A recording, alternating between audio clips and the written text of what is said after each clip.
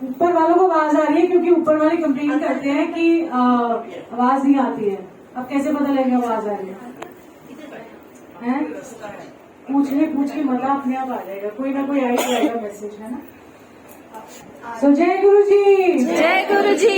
ठीक बोलते हो यार, सच में। कल करवा चौथ है, आज नहीं है। भूखे प्यासे हो हैं, भूखे प्यासे बंदा फिर भी नहीं आवाज निकलती, ठीक है ना। तो अच्छे से बोलोगे जय गुरु जी। जय गुरु जी। ये हुई ना बात, देखना कल फास्ट आप लोगों का अच्छा होगा। सो एनीवे, बहुत सारी मुस्कुराहट आपकी जिंदगी में और बहुत सारी खुशियां भी आपकी जिंदगी में।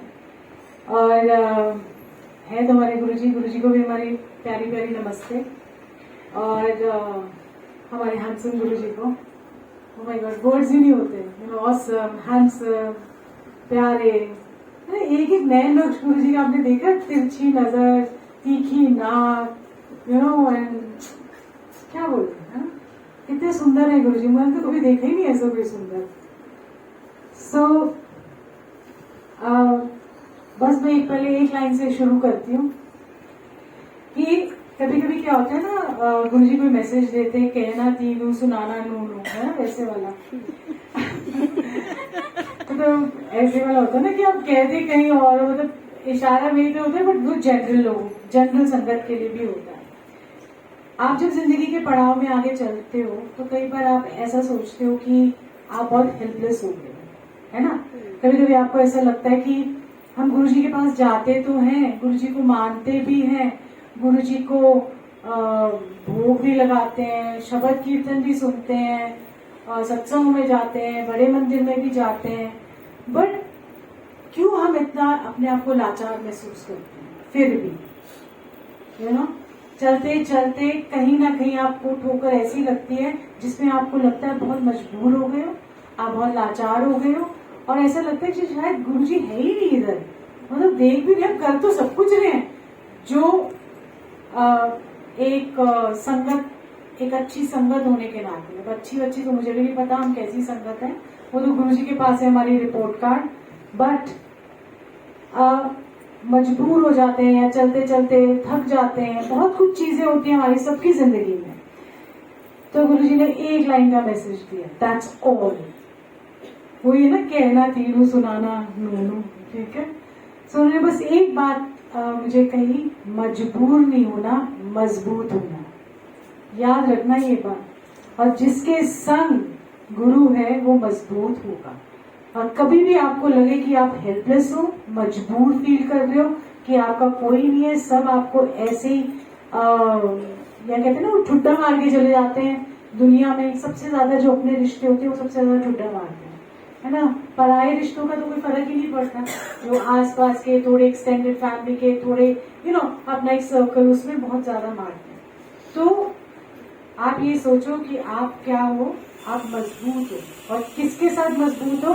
क्योंकि आपका गुरु आपके अनुसंग खड़ा है। सो आपने क्या होना है? मजबूर नहीं होना, क्या होना है? थोड़ा धीरे बोला यार, यस, स्ट्रांग होना है। मतलब जो गुरु जी की बात होती है वो ना वन ऑफ अ काइंड होगी, एक होगी, एक लाइन में उन्होंने सब कुछ कह देना है। और वो एक लाइन पकड़ के अगर आप सारी जिंदगी चलोगे ना, तो कभी भी आप महसूस करोगे आप कभी मजबूर थे ही नहीं, अपने आप को अपने मजबूर बनाया। सो क्या बनना है? हमें मजबूत बनना है। So this was one of the things that first line में जो यहाँ बैठी, तो मतलब वो अंदर से होता है ना, दैट एक फ्लो आना चाहिए उस चीज का। क्योंकि आप जब चलते हो, गुरु जी के पास जाते हो, हम भगवानों के पास भी जाते हैं, हर जगह जाते हैं, हम दुनियावी रिचुअल्स के हिसाब से या दुनियावी चीजों के हिसाब से सारे सिस्टम फॉलो करते हैं, पर हम फिर भी हम खुश नहीं है ना। हम अंदर से खुशी नहीं है, क्योंकि अंदर की खुशी कोई हमको दे ही नहीं सकता, है ना। आपको किसी ने कुछ कह दिया, आप तो भाई उधर ही फैल गए, है ना, रोना पिटना शुरू, हमारी किस्मत खराब, हमारा ये वो जो भी है। या आपकी किसी ने तारीफ कर दी तो आप तो ऐसे चने के झाड़ पे चढ़ जाते, ये नहीं पता कि टहनी बड़ी कमजोर है ना। हर चीज मतलब दूसरों के मुताबिक आपका रिएक्शन होता है, आपको वो रिएक्शन नहीं करना, आपको अंदर से खुश रहना। आपको किसी का मोहताज नहीं होना कि कोई मुझे खुश कर सकता है। आपको दुनिया में कोई भी खुश नहीं कर सकता, कोई भी।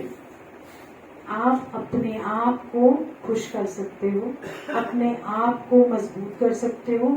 और किसके साथ? गुरु के साथ। जिसके दिल में गुरु है, अगर गुरु हमारे दिल में नहीं, हम डावाडोल हो जाते हैं। प्रैक्टिकल बात है, बहुत प्रैक्टिकल बात है कि अंदर से हम टूटे बचे रहते हैं। मतलब अंदर से लगता है पता नहीं हमारे साथ कोई है भी खड़ा कि नहीं है खड़ा, और पता नहीं गुरुजी है भी कि नहीं है, क्या सुन भी रहे हैं हमारी? नहीं, सुनते हैं।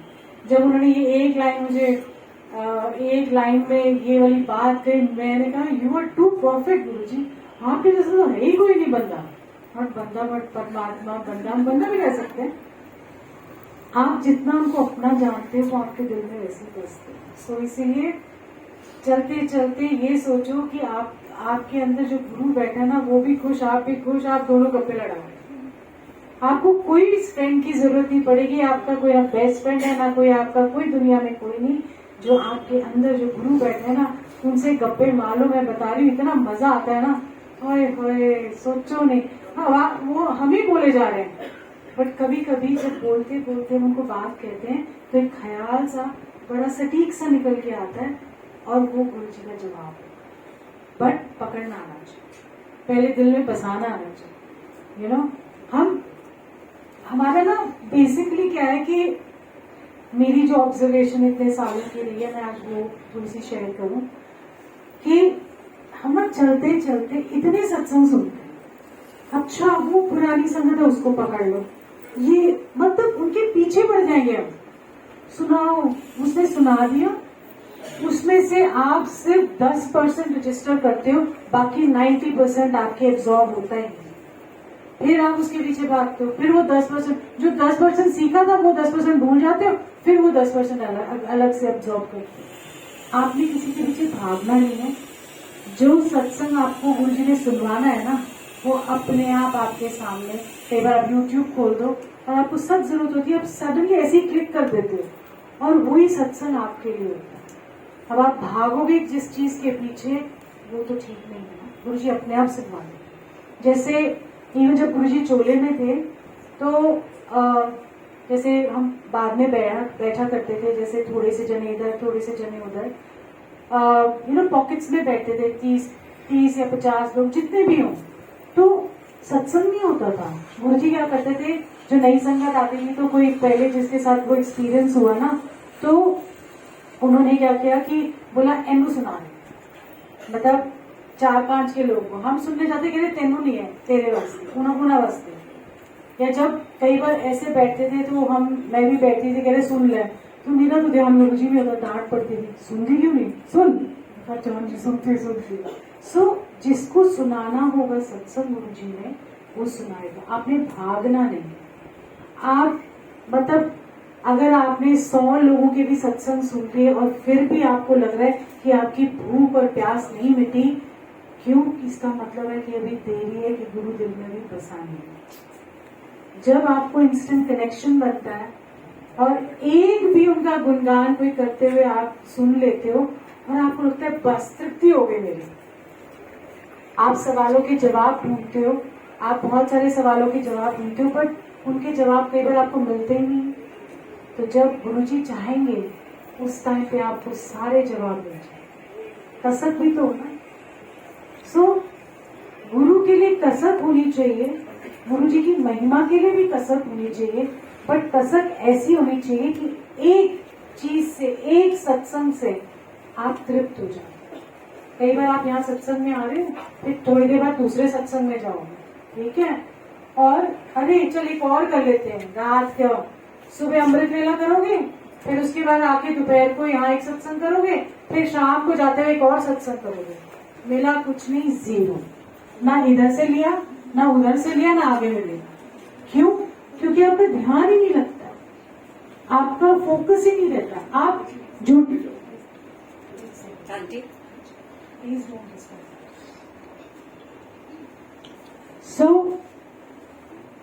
इतना खराब होता है ऐसी बात। आप बातें बाद में कर सकते हो ना, व्हाटएवर। आपका ध्यान ही नहीं लगता जब आप हाँ, तो जब हम हर सत्संग में जाते हैं तो आप सत्संग में गुरु जी से जुड़ने जाते हो, अपने आप को जोड़ने जाते हो, ठीक है। इसका मतलब है एक जगह पे टिकाव आ जाता है। इसका जब आप दूसरे सत्संग में जाते हो तो खाना पूर्ति करने जाते हो, आप जुड़ने नहीं जाते। तो ये खाना पूर्ति बंद कर दो, क्योंकि जिंदगी में आपने हर टाइम जब से पैदा हुए खाना पूर्ति ही की है सब जगह। सबको खुश करने के लिए जाते हो, बट अपने आप को अगर खुश करना है तो एक जगह टिकाव लगाओ, मन को खुश करो और गुरु जी के चरणों में लगाओ। तो ये जो छोटी छोटी बारीकियां है ना, ये ओ माय गॉड मैं भेड़ चाल लेती हूँ तो मुझे अफसोस भी होता है और दुख भी लगता है, अच्छा भी नहीं लगता। क्यों? क्योंकि जाना तो बड़ा सिंपल तरीके से स्ट्रेट जाना था हमको, बट हम भटक जाते हैं और संगत में आके और भी भटक जाते हैं, है ना। आप सत्संग में जा रहे थे, बड़े फर्स्ट क्लास गुरु जी से बड़े जुड़ रहे थे, एक ग्रुप में ऐड हो गए जी, हाँ वहाँ ग्रुप में तो ऐड हो गए। अरे उस ग्रुप में एक जय गुरु जी लिख के जा रहे पागल मेरा मैसेजेस आए जा रहे हैं। अच्छा एक बार अच्छा मेरे को भी ऐड कर दी, दूसरे ग्रुप में भी ऐड हो गए।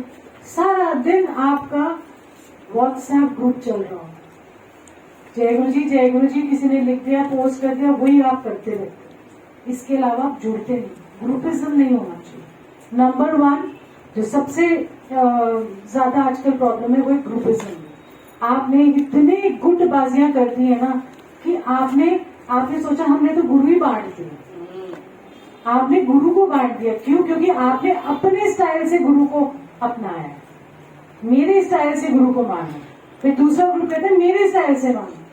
फिर तुम्हारा तो कुछ है ही नहीं यहाँ पे, तो कौन है हमारे गुरु जी? तो एक्सेप्ट भी कर लेते हैं, बट आप ये देखो कि वैसे आप दुनिया के हिसाब से करते हो कि अरे ऐसे नहीं होना चाहिए, पर वैसे कर भी वैसे ही रहे हो दुनियावी चीजें गुरु के साथ, तो वो नहीं करनी है। ये ग्रुपिज्म है ना, जैसे एक सिटी में जाओ, तो हम सत्संग करने गए एक सिटी में, तो वहां पर पता लगा कि मुझे एक और ग्रुप है, मुझे तो पता ही नहीं, मेरे को तो पता है कि ग्रुपिज्म होता है। मैंने कहा वो कहाँ गए सारे? कहते नहीं वो हमारे ग्रुप के नहीं है। उनका ब्लडी है, मेरे कहा हमारे ग्रुप के क्या मतलब होता है? गुरु जी के तो है ना, हमारे लिए तो वो है। सो जहाँ जाओ पहले तो आप ये ग्रुप में ज्यादा जाने की जरूरत नहीं है।